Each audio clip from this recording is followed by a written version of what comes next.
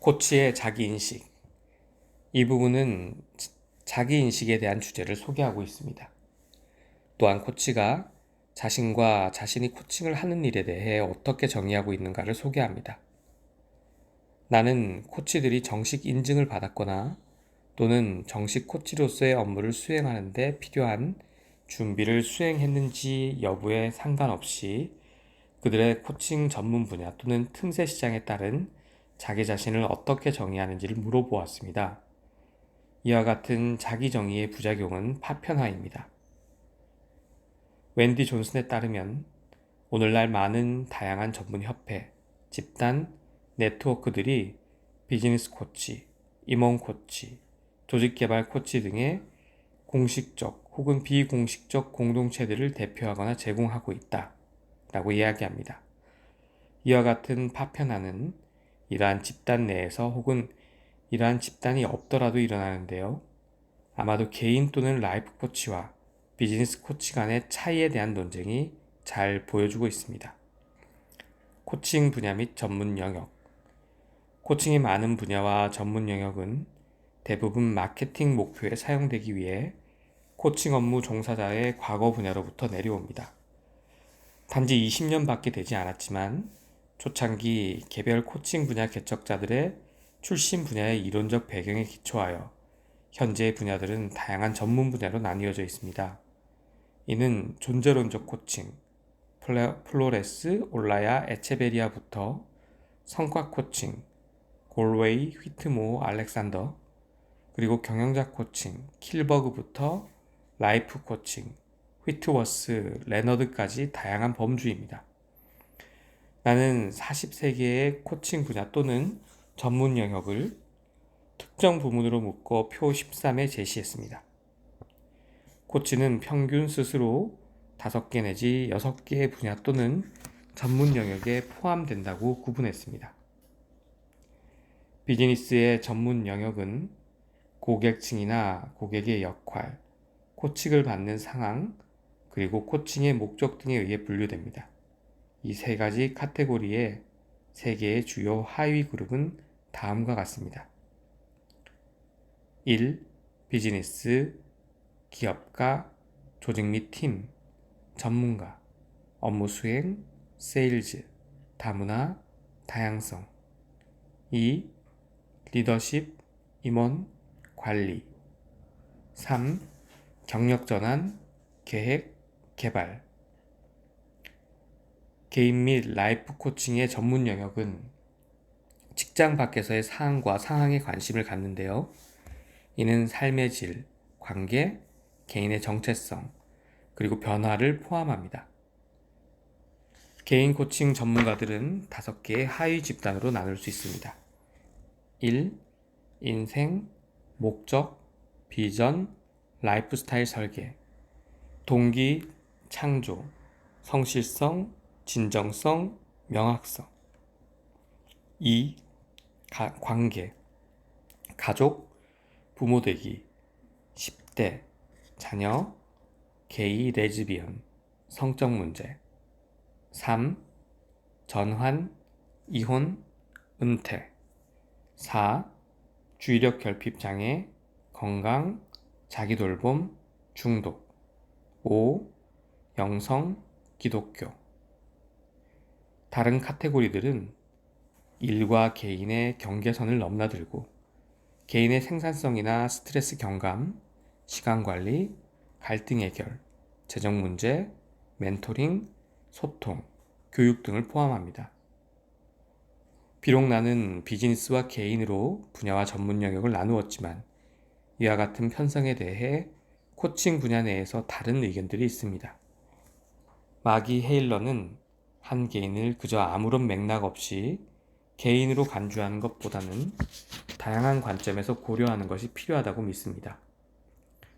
비록 내가 인터뷰한 사람들의 10% 정도는 개인과 라이프 코칭 사이에 그렇게 많은 차이가 있다고 보지 않지만 명백하게도 오늘날까지 가장 많은 주목을 받았던 관점은 개인과 비즈니스의 관점입니다. 데이비드 레이는 예컨대 비즈니스 사항과 개인적 사안이 겹치는 중간쯤 어디에 관해 이야기하는데 그곳이 주로 코칭이 일어나는 곳입니다. 리처드 보야치스는 이와 같은 관점을 더 강력하게 이야기합니다.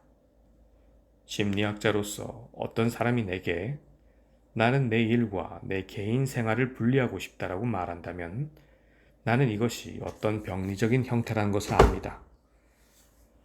프로이트 이전 시대부터 사람들이 구별을 한다는 것은 그들이 실제로 그들의 인격을 조각내고 있다는 것을 우리는 알고 있습니다. 약한 형태로 이것은 분열인 것입니다. 이것이 강하게 나타난다면 우리는 그것을 정신 이상이라고 부릅니다.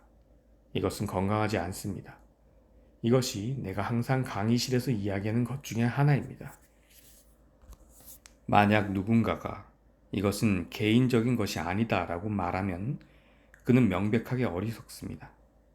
왜냐하면 인생에 있어 개인적이지 않은 것은 아무것도 없기 때문입니다. 내가 인터뷰한 다른 사람들 중 비즈니스와 개인 혹은 라이프 코칭 사이에 굵은 실선이 있다고 하는 사람도 있습니다. 버키스트를 예로 들어봅시다.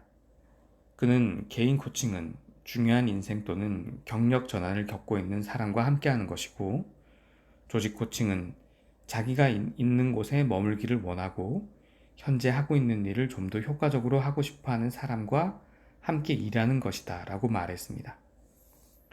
역할 조합.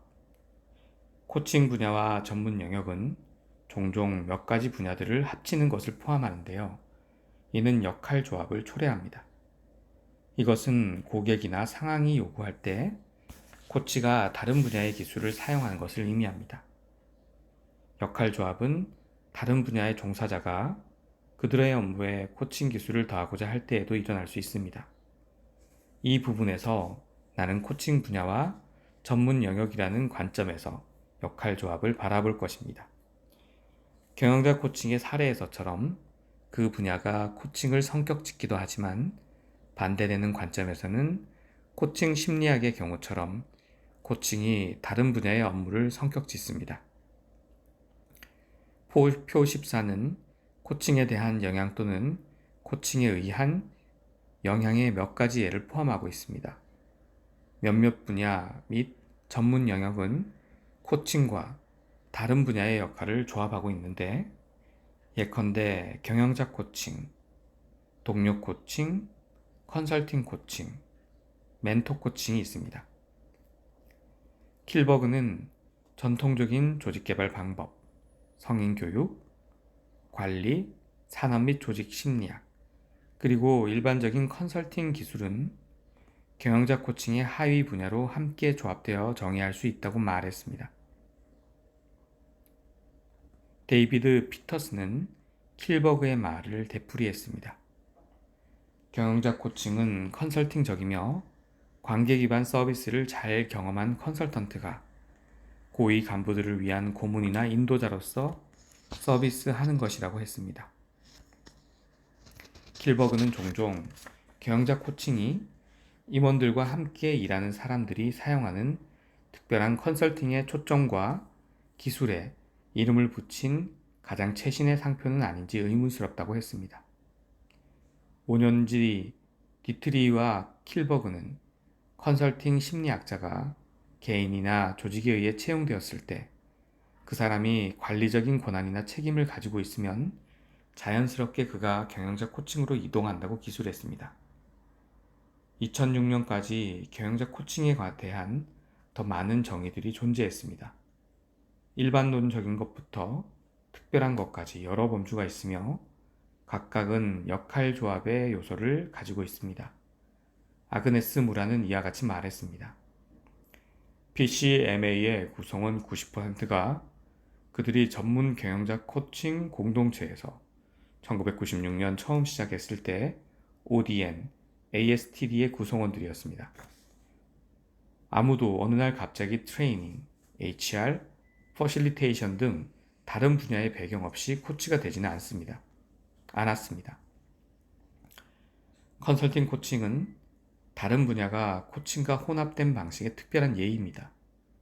이와 같은 조합을 얘기하자면 셰릴 벨즈는 비즈니스 상황에서 단지 컨설팅 또는 코칭만을 요구하는 상황은 매우 드물며 코칭과 컨설팅의 적절한 혼합이 부가가치를 창조한다고 옹호했습니다. 앤 듀란드는 코칭은 컨설팅 코칭과 더 가깝다.